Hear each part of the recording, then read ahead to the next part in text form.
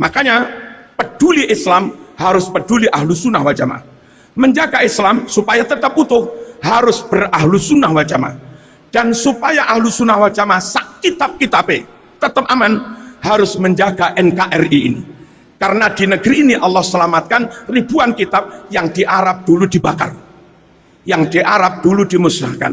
Di pundak umat Islam Indonesia, mungkin NU, mungkin Muhammadiyah, ada dua tanggung jawab yang harus dipikul bareng-bareng. Apa tanggung jawab pertama? Amankan semua kitab, jangan sampai itu rusak, sebab di Arab sudah dimusnahkan. Yang kedua, jaga NKRI, jangan mau propaganda untuk merubah NKRI. Propaganda apapun, meskipun bertitel negara khilafah, negara syariah, negara apapun, itu sejatinya propagandanya kaum Wahabi mengatasnamakan Islam. Menuduh Wahabi itu membakar ribuan kitab para ulama. Kita tanya, buku apa aja yang pernah dibakar? Tunjukin. Gak bisa kan? Ya kan ribuan. Tolong tunjukin 10 aja yang pernah dibakar oleh Wahabi. Loh kok dituduh anti NKRI? Lahir di sini, bapak saya di sini, mbah saya di sini, nenek moyang saya di sini. Kalau soal agama, maaf. Agama itu bagi seorang muslim adalah apa? Panglima di atas segala-galanya. Tidak bisa ditukar dengan apapun. Kalau kita dikatakan anti NKRI, pernah nggak di dalam dakwah saya untuk melakukan disintegrasi bangsa ini supaya sekarang ini Papua lepas dari Indonesia? Enggak tuh. Anti Pancasila pernah nggak antum dengar YouTube saya? Enggak. Mengutak-atik apalagi mengajak jamaah untuk melawan pemerintah? Enggak itu. Loh, anti NKRI-nya di mana, Pak?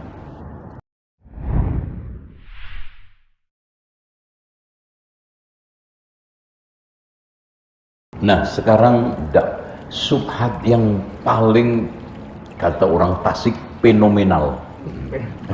Fenomenal. Kata orang Tasik fenomenal. Artinya fenomenal, gitu kan gitu. Dibaca orang Sunda fenomenal, kan gitu. Kan idza zulzila kan idza juljila. Idza juljilatil ardu jiljalaha. Nah, gitu. Sama punya masjid. Kalau sholat imamnya itu, aduh, udah mati aku. Itu juljila. Masya Allah, udah hancur semua masjid itu. Itu juljilatil ardu jiljalaha. Terus diingatin juga susah. Udah nyari masjid lain aja deh. Oke. Ikhwah sekalian, yang paling fenomenal dan mudah ditengarai orang awam adalah syubhat bahwa dakwah ini mengusung simbol-simbol dan dakwah Wahabi. Ini paling keren, Wahabi. Ini. Berani nggak bahas ini? Udah jawab 2 toh. Lanjut nggak nih? Udah gitu, semangat. Ana jadi juga semangat gitu, Pak. Antum lemes, gue juga pulang. Kalau bahas yang yang nyaman-nyaman aja, yang enak-enak aja itu gampang. Yang paling enak tema apa? Rumah tangga sakinah, mawaddah warahmah. Dari awal sampai akhir anteng gitu. Ini Wahabi. Jadi mereka mengatakan Wahabi itu diantaranya. Jadi Pak, fitnah, syubhat yang disampaikan oleh Ahmad bin Zaini Dahlan. Ini gurunya orang-orang sufi Indonesia, gurunya orang-orang yang anti Wahabi di Indonesia. Dan hampir subhat yang mereka gulirkan adalah dari kitab ini, yaitu judulnya Fitnatul Wahabiyah. Saya nggak baca semua, antum baca sendiri, nyusahin saya aja. Saya baca yang paling penting. Kata dia, di dalam kitab itu mengusung subhat banyak sekali. Ya, kalau subhatnya cuman ini saja, saya akan bedah per kalimat. Itu. Cuman kan ada kurang lebih 7 subhat yang ana sampaikan pada forum ini nanti. Ya, mudah-mudahan antum nggak tidur, nggak ngantuk. Itu. Yang ngantuk gue siram air aja. Ya. Baik. Wasaru, orang-orang Wahabi itu ya'taqiduna, meyakini, anna man lam ya'taqid, siapa saja yang tidak berkeyakinan maqalahu Ibnu Abdul Wahhab, yang disampaikan, diucapkan oleh Ibnu Abdul Wahhab, fahuwa kafirun musyrik. Masya Allah. Muhdarud dam wal mal, halal darah sama hartanya. Fitnah. Jadi mereka menuduh siapapun yang tidak mau mengikuti ucapan Syekh Muhammad bin Abdul Wahhab apa? Kafir, musyrik, halal darahnya. Nauzubillah. Di mana kitab itu dia ngomong? Antum pernah menemukan itu di Kasyfus Syubhat? Antum pernah menemukan itu di kitab Al-Usulus Salasah? Antum pernah menemukan di dalam kitab Tauhid bahwa Syekh Muhammad bin Abdul Wahhab mengatakan siapa yang tidak mengikuti saya kafir? Ada? Fitnah. Jadi cocok judulnya buku dia, Fitnah. Wah, ini apalagi kalau kita baca satu persatu, anjing. Dan ini menjadi angle dakwah mereka yang anti Wahabi, anti dakwah sunnah di sela-sela itu disampaikan kepada jamaah awam. Bahkan dia julukin kita Wahabi, lebih seru lagi Wahabo, lebih seru lagi Wahaboy. Oh, keren. Makanya antum kalau ngaji sama saya jangan takut dituduh Wahab, jangan cengeng dituduh. Itu ada curhat pernah sama saya, Ustaz, ana setelah ngaji di antum diserang, dituduh RT Wahabi, Ustaz, gimana menurut antum, Ustaz? Mas cengeng banget, antum kelas RT, gue kelas YouTube. Antum lihat di YouTube kembang Wahabi siapa? Cengeng banget loh. Antum pengen gak dituduh Wahabi, lakukan 5. Selesai. 1 ngerokok, 2 tahlilan, 3 maulidan. Udah selesai kok. Apalagi ada sholawatnya joget-joget. 4 ziarah Wali Songo. 5 jangan anti tradisi budaya. Selesai. Ana Pak, kalau mau sekarang nggak dituduh Wahabi, selesai. Ziarah Wali Songo 1 aja bikin konten 1 menit. Ustadz mimpin tahlilan di makam Sunan Kalijogo, selesai. Udah aman. Itu. Wabillahi taufik wal hidayah. Wassalamualaikum. Ila hadratin Nabil Mustafa Muhammadin sallallahu alaihi wasallam. Al-Baqarah. Selesai. Antum mau itu, pilihannya nggak ada. Itu. Ya udah, sabar sampai antum yang istirahat atau mereka yang itu. Oke. Ini baru satu kedustaan mereka atas nama Syekh Abdul Aziz bin Syekh Muhammad bin Abdul Wahhab. Masya Allah. Jadi Syekh Muhammad bin Abdul Wahhab dituduh seakan-akan mengkafirkan siapa saja, memusyrikkan siapa saja yang tidak sependapat dengan pendapat beliau. Nauzubillah. Satu aja cukup. Nah, nanti kapan-kapan ini buku kita bedah di sini. Ya. Ini ngajinya mau rutin atau insidental? Rutin. Kalau hari Ahad gitu gimana ya? Oke. Jadi nanti Ahad ke-7 ya. Iya Pak ya. Ahad ke-6 ya, insyaallah. Apa? Ada nggak? Oke, ya. Nanti setiap Ahad ke-4 jam 3. Jam 3 dini hari. Oke. Antum udah manusia normal sih. Udah. Jadi kita bikin normal aja jam 9:30. Oke.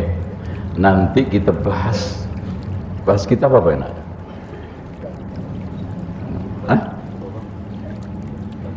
Talbis iblis. Berani antum bahas itu? Keras banget itu kita. Ya udah, nanti ana cariin aja deh kitab mujarobat. Ada itu paling enak tuh. Antum lulus selesai jadi dukun semua. Oke, ya. Syubhat Wahabi. Ikhwan sekalian, Syekh Muhammad Ibnu Abdul Wahhab tidak lain kecuali umat ahli sunnati wal jamaah. Itu ditegaskan oleh para tokoh internasional, para tokoh nasional, di antaranya yang meneguhkan menggemari dakwah beliau adalah Soekarno. Di dalam kitabnya di bawah bendera revolusi, Kiai Haji Ahmad Dahlan, Kiai Haji Hamka, semua mengapresiasi. Tuh, jadi clear.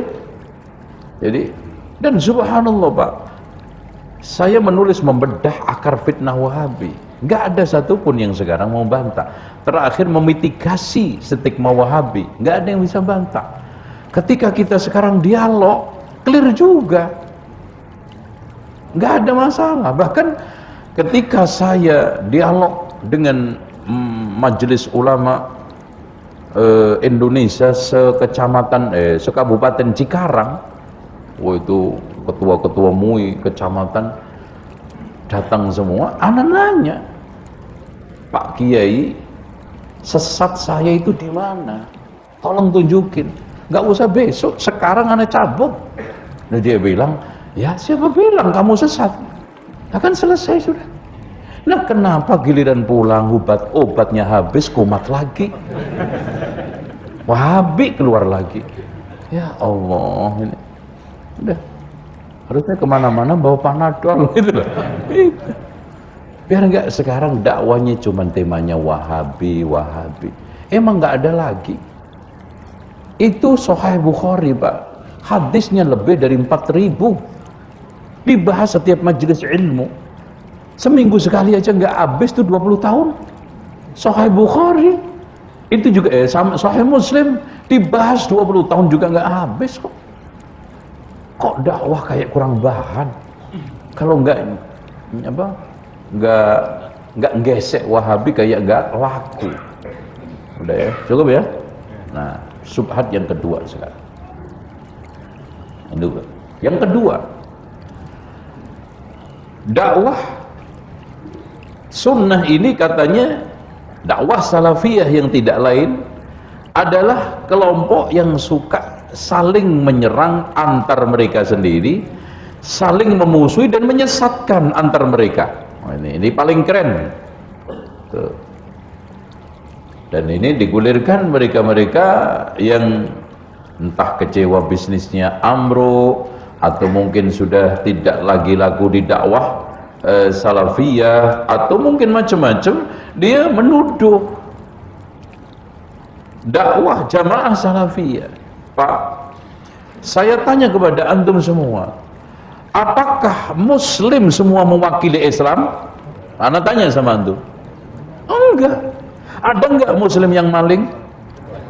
Ada enggak muslim yang sekarang selingkuh? Ada enggak muslim yang korupsi? Ada. Lah kalau sekarang antum menilai dakwah sunnah yang mulia ini dengan oknum, maaf, itu bukan penilaian yang objektif. Kenapa enggak antum nilai dakwah ini lewat Abu Bakar, Umar, Utsman, Ali? Dan itu adalah figur kita, dan yang lebih top adalah Rasulullah yang Allah katakan laqad kana lakum fi rasulillahi uswatun. Makanya Abdullah ibnu Mas'ud mengatakan man kana minkum muta'assiyan falyata'assa bi ashabin nabi.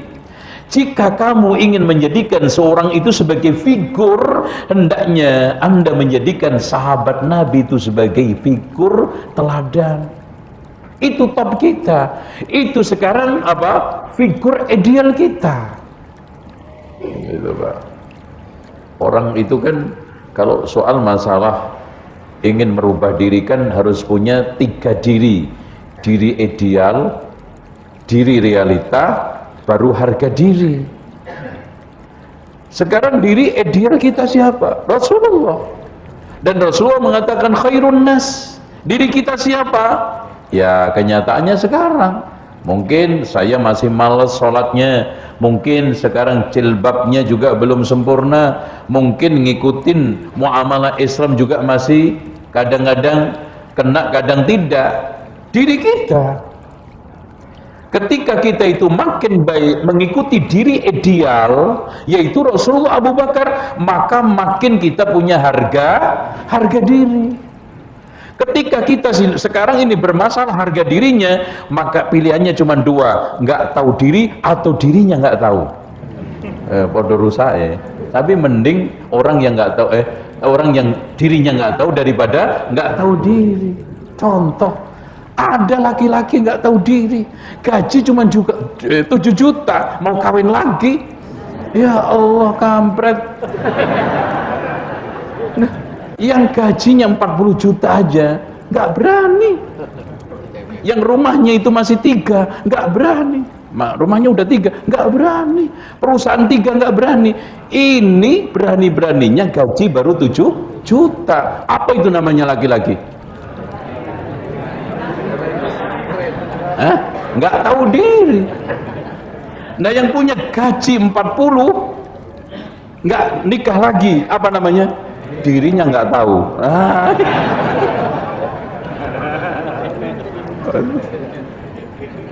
Itu ngaca gitu loh Mas. Sudahlah, ini udah gini aja deh, kita closing. Udah, muka-muka antum aja, jangan bahas poligami, titik. Udah, muka sesat itu. Maksudnya dalam masalah urusan poligami. Udah, mendingan antum ikut GAT, kelompok anti ta'addud. Itu GAT ya, grup anti ta'addud ya. Ada yang GAM lagi, grup anti madu. Nah, itu GAM. Jadi kembali lagi Pak, kalau sekarang kita lihat kanan kiri kita, realitas. Anak tanya, ada nggak di antara, jujur, ada nggak di antara kita kalau ngutang suka nggak balik? Jujur. Wassalamualaikum. Tangan. Ada nggak? Ada. Sholatnya yang masih malas ke masjid, ada nggak? Ada nggak yang sekarang datang ke sini masih ngerokok? Ini namanya murid saya. Inilah model-model murid saya. Tulus ikhlas mengakui bahwa dia ngerokok. Itu. Terus kemudian mengatakan bahwa wah, dakwah salafiyah itu ngerokok. Nggak bisa. Kita ketika menilai Islam jangan pakai kacamata muslim, tapi kacamatanya adalah ajaran yang telah dituangkan di dalam Al-Quran.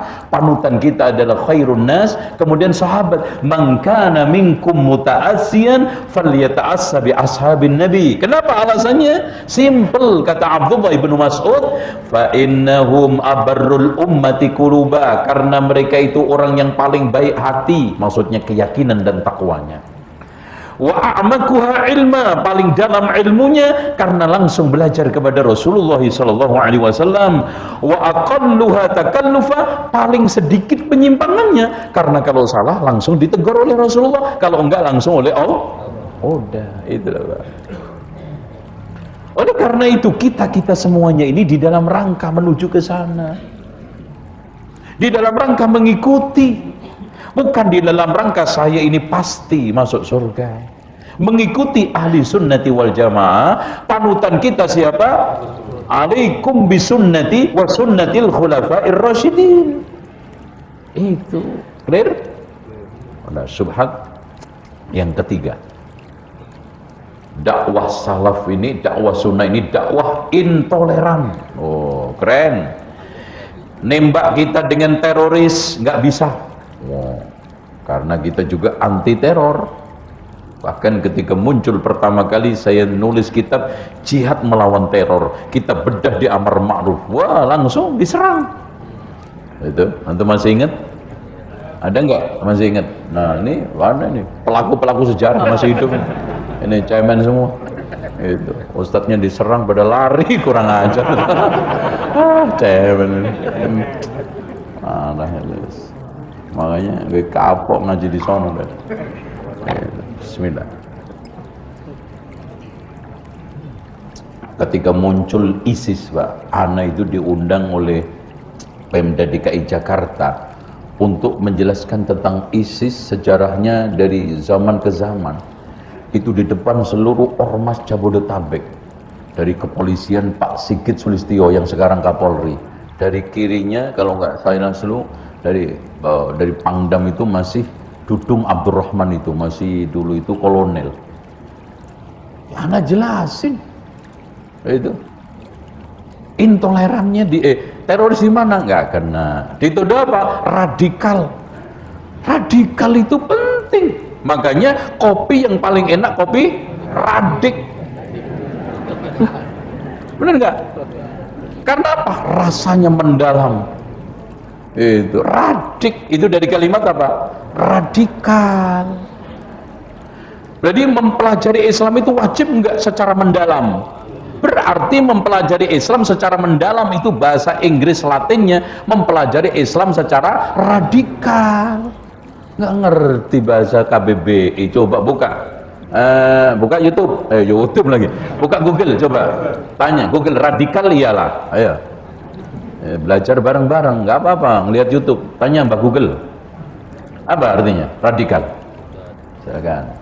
Itu nggak apa-apa, ngaji masih lama, tenang. Saya nggak mentarget, nggak selesai.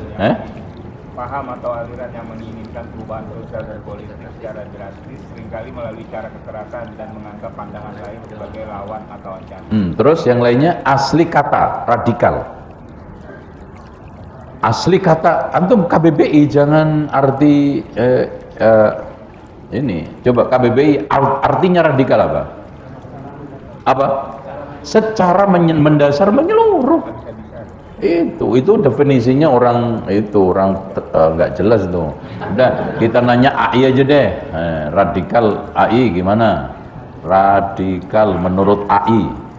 Itu AI jawab jujur dia. Itu karena nggak dapat suap dia. Nih. Dan radikal dalam konteks politik dan sosial, radikal dalam kimia.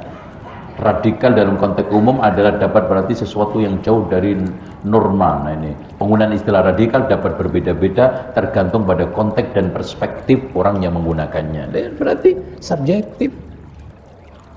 Tuh. Tapi yang benar tadi itu mendalam, menyeluruh. Salahnya, Mas, antum belajar Islam secara mendalam menyeluruh, salah nggak? Salahnya di udkhulu fi silmi kafah. Itu dikatain intoleran. Ada subhanallah dai tokoh kemana-mana ceramahnya cuma intoleran, nggak punya bahan. Dan yang dimaksudkan mereka kelompok intoleran itu siapa? Ternyata dari penelitian saya, S3 saya, disertasi saya yang judulnya Wasatiyah, nilai-nilai Wasatiyah dalam pembelajaran PAI di tingkat SMA, yang dimaksudkan itu 4, Pak. 1, orang yang mengatakan kepada non-muslim itu kafir, itu intoleran. Jadi siapa saja yang mengatakan kepada orang-orang non-muslim selain Islam kafir, itu intoleran. Makanya mereka mengeluarkan fatwa nggak boleh mengatakan kepada non-muslim kafir. Yang bagus apa? Non-muslim. Padahal belum tentu bagus menurut persepsi dia, bagus di dalam masalah keseluruhannya. Contoh, Pak, antum terjemahin non-muslim. Muslim Islam itu artinya apa? Selamat. Non-muslim nggak selamat.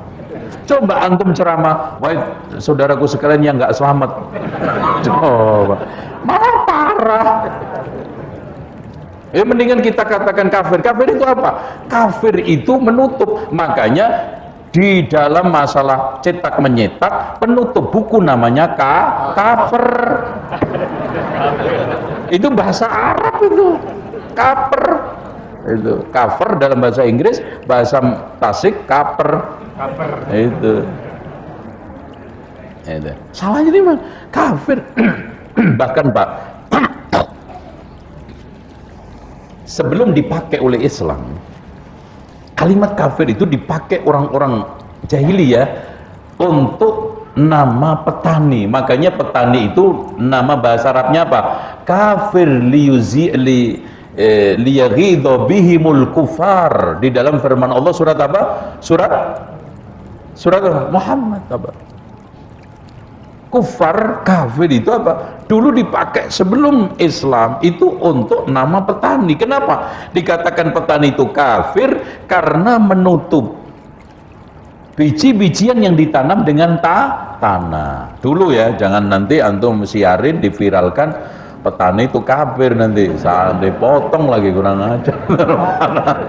Aduh, itu bahasanya liyaghidha bihimul kuffar. Jadi Allah mengumpamakan sahabat Nabi itu, Nabi dan para sahabatnya itu seperti petani mengembangkan satu tanaman yang merekah tumbuh seperti padi, atau seperti apa itu namanya, pohon ditebang satu tumbuh lagi, akhirnya membuat iri para petani, para kufar petani. Itu malah nggak pernah dipakai non muslim, non Islam. Coba antum terjemahkan ke dalam bahasa Indonesia, nggak selamat. Antum ceramah di podium, wahai orang-orang yang nggak selamat, itu selamat siang. Coba itu. Dan Pak, masya Allah, kalimat kafir ini atau kufur atau kafirun itu dihadirkan oleh Allah di dalam Al-Quran lebih dari 400 kali. Di antaranya, qul ya ayyuhal innal ladhina kafaru min ahlil kitab wal musyrikin. Itu laqad kafara alladhina qalu innallaha salisun salasa. Telah kafir orang yang mengatakan Allah itu 3 sama dengan 1, 1, 3. Banyak, apalagi Rasulullah. Jadi kalimat kufur dan kafir itu suatu kata pilihan Allah, pilihan Rasul untuk sesuatu yang paling tepat menjuluki seseorang. Musyrik itu, kafir paling tepat. Lah kalau persepsi itu negatif, ya itu persepsi Anda. Tapi Al-Quran menghadirkan suatu kalimat gak ada yang sia-sia, Pak. Bahkan dari alif lam mim sampai an-nas Allah sifatin semua, wa tammat kalimatu rabbika sidqan wa adla. Artinya kalimat-kalimat yang dihadirkan oleh Allah di dalam Al-Quran semuanya adalah penuh dengan keadilan. Apalagi isinya, apalagi ajarannya, apalagi muatannya. Paham tuh? Subat yang berapa itu? Sekarang keempat. Tuh. Ini intoleran. Jadi baru tadi satu ya, yang dikatain intoleran tadi non muslim, ini mengatakan non muslim kafir. Yang kedua, suka membid'ah-bid'ahkan amalan orang lain. 3, Wahabi. Nah ini udah paling top ini. Pokoknya siapapun yang digelari Wahabi pasti intoleran. Yang keempat, anti tradisi budaya, itu intoleran. Tuh.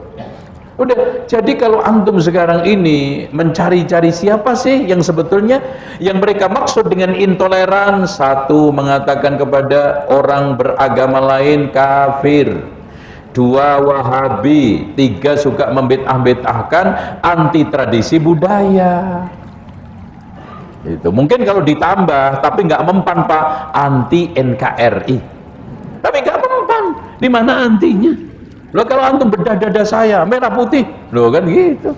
Emang saya Arab, memang saya Yaman, anak asli Indonesia.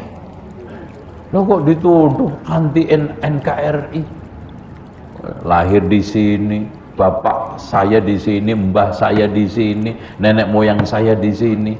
Kalau soal agama, maaf, agama itu bagi seorang muslim adalah apa? Panglima di atas segala-galanya, tidak bisa ditukar dengan apapun. Kalau kita dikatakan anti NKRI, pernah nggak di dalam dakwah saya untuk melakukan disintegrasi bangsa ini supaya sekarang ini Papua lepas dari Indonesia? Enggak dong. Anti Pancasila, pernah nggak antum dengar YouTube saya? Enggak. Mengutak-atik apalagi mengajak jamaah untuk melawan pemerintah? Enggak itu. Loh, anti NKRI-nya di mana? Antum muka-muka anti NKRI ada? Ya ada. Itu. Paling bantal listrik tok itu. Itu. Antum akui ya. Itu. bayar makanya listrik. Itu aneh, Pak. Mereka itu menuduh sesuatu yang kosong seakan-akan didukung dengan berbagai macam kasakusu, istilah-istilah, dan juga dukungan aplaus dari jamaah seakan-akan ada. Contoh, mereka menuduh Wahabi itu membakar ribuan kitab para ulama. Kita tanya, buku apa aja yang pernah dibakar? Tunjukin. Nggak bisa kan? Ya kan ribuan. Tolong tunjukin 10 aja yang pernah dibakar oleh Wahabi. Wahabi adalah sekte berdarah. Sekarang tolong tunjukin jamaah haji satu aja yang pernah disembelih oleh Wahabi di Mekah. Ada? Bekasi? Ada nggak laporan? Nggak usah zaman Belanda, zaman sekarang kemerdekaan. Kan mbah antum, tetangga antum, ada nggak berita-berita jamaah haji Bekasi disembelih Wahabi di Mekah? Nggak ada itu, Pak. Malah Masya Allah pelayanannya yang mereka dituduh Wahabi itu, subhanallah, tentaranya, polisinya, masjidnya bersih wangi Masya Allah, dan nggak ada kotak infak. Coba kalau itu Masjidil Haram di Bekasi, toiletnya aja dipasang parit gitu. Waduh. Wah, nggak 2.000, 5.000 kan lumayan. Itu makanya saya itu pernah diundang anak-anak mahasiswa di Yordania, ditanya, Ustadz itu tarifnya berapa? Terus menyampaikan ke saya, Ustadz ditanya sama ini teman-teman mahasiswa, tarifnya berapa? Mas, emang gue toilet, Mas? Tanya tarif. Ya, antum kalau nanya sekali lagi anak nggak datang. Itu tarif berapa? Emang toilet tuh? Itu. Jadi seperti itu, Pak. Jadi intoleran di mananya? Anti NKRI di mananya? Itu. Ayo. Ketika zaman Pak Badruddin Haiti jadi Kapolri, saat itu saya ditunjuk untuk menjadi penasehat audiensi ke Kapolda untuk menjelaskan tentang masalah radikalisme, terorisme. Itu. Ya. Kalau sekarang nggak diminta, ya sudah. Loh, kita itu mendekat bukan dalam rangka untuk menjilat, dan jauh dalam rangka bukan untuk bughat, kan gitu. Dakwah sampai alhamdulillah, dipakai alhamdulillah, enggak, ya sudah. Loh, bagi saya Pak, nggak diundang di sini juga nggak apa-apa. Dihentikan kajian di masjid, aduh gampang. Bagi saya Pak, dakwah itu di pinggir rel kereta nggak ada masalah. Yang penting disyuting. Kan, kalau disyuting kan bagus. Kayak gitu loh. Jadi dan anak juga ladenin semua. Diajak dialog, mau kan? Ayo. Oh, ngobrol. Ya. Jadi dialog-dialog yang ada itu ya, yang paling spektakuler itu 4 kejadian. Saya jelasin semua. Itu yang paling nonjok itu yang datang ke Roja. Pak, kenapa Bapak sekarang anti Roja? Aduh, ketika itu.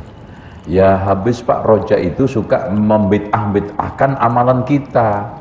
Keliru Pak. Yang membid'ahkan amalan Bapak apa aja coba? Tahlilan. Tahlilan itu yang mengharamkan kitab Bapak sendiri. Anu tunjukin. Ini kitab yang melarang nih. Buka I'anatul Thalibin. Nih buka hasil Bahsul Masail. Oh, iya itu, tapi saya belum baca, makanya baca loh. Itu ngeselin. Iya, yang melarang itu bukan Roja, kitab Bapak sendiri. Ini habis nih Pak. Lain kali disiapin ya. Gini kan Ci, yang pertama disiapin tisu, terus kemudian gelas Starbucks. Kalau enggak fore gitu. Terus apa lagi ini? Gorengan, terus buah-buahan. Ini nggak jadi ngaji. Oke ya. Yang minimal tisu lah Mas. Dakwah intoleran, oke? Dilanjutin nggak nih? Bener nih? Oke. Kalau bosan ngomong aja. Nah juga cepat pulang, seneng kok. Oke. Intoleran di mana? Ya. Kita bedah satu persatu. Bahkan ketika saya itu dialog di Batam Pak, Saya datangin itu kiainya, ustadznya atau apalah terserah Gusnya. Gus gini aja Gus, dari kan itu kita itu disampaikan kurang lebih 13 apa 16 tema dialog dalam satu waktu, nggak mungkin. Ternyata yang keluar cuma 7.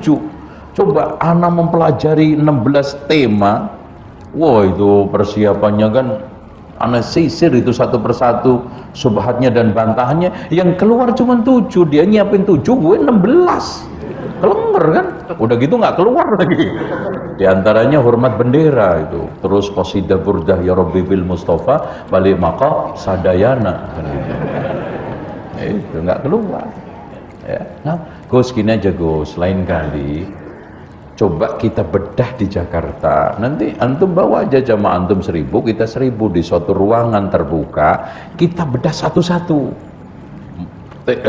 Pertemuan kali ini membahas tahlilan, khusus tahlilan.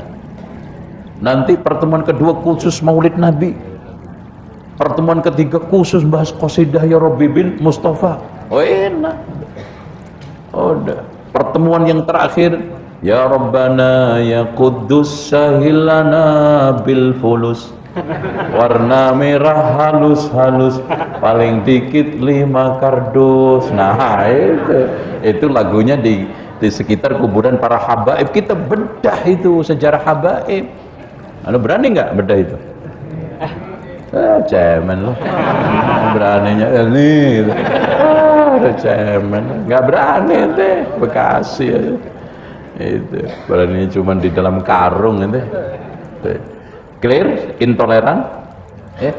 Kita sanggup mengargumenkan dimanapun dan kepada siapapun. Bahkan penelitian saya adalah kaitannya dengan pembelajaran nilai-nilai wasatiyah, moderasi beragama. Ya. Tapi gitu, mereka itu maunya di balik layar, maunya di belakang layar, mau mereka itu kasak kusuk. Itu kemarin kan saya itu ngaji di mana itu, sering dikat-kat, dihentikan, diundang lagi, pindah tempat lagi. Mas, saya ini kayak dai kaki 5 sering diusir-usir, sering pindah gitu. Ya Ustadz Afan ini begini-begini, ya udah ngikut lagi, dihentikan lagi, ngundang lagi, ya udah sabar. Nah, itu karena nggak punya partai masalahnya. Nomor 4. Assalamualaikum warahmatullahi wabarakatuh. Sampai jumpa kembali di World Islam Channel.